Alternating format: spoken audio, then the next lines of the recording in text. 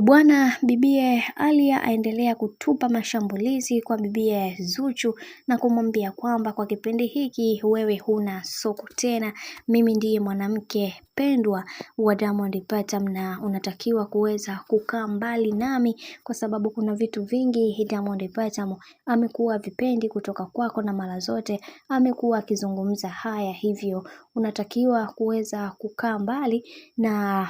bwana mkubwa Diamond Platnumz kwa sababu amekuwa akionyesha sana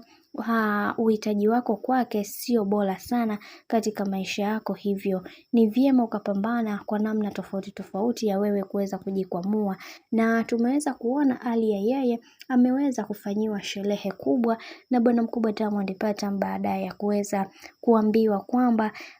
yeye ni mjamzito. Diamond aliweza kufanya maamuzi ya kuweza kumfanyia surprise na kumwambia kwamba wewe ni mke bora kwangu, nitapambana kuweza kuhakikisha kila kitu kinakwenda kuwa sawa. Je, kwa Zuchu itakuwaje? Maana mambo ni mengi sana, alafu muda ni mchache na wengi wao wamekuwa wakijiuliza mambo mengi na wakasema kwamba kwa hiki ambacho kinachoendelea sasa, wacha tuone mwisho wake itakuwaje, kwa sababu bibi Zuchu amepitia changamoto nyingi sana katika maisha na wengi wao wanatamani kuweza kuhakikisha kila kitu kinakuwa katika misingi na mikakati iliyo bora, lakini ndo kama hivi ambavyo unavyoona kadri siku zinavyozidi kwenda ndivyo bibi Zuchu anazidi kuumizwa zaidi katika mahusiano yake, na wengi wao hawakuweza kupendezeshwa na hili na waliamua kuweza kuzungumza mengi zaidi na kusema kwamba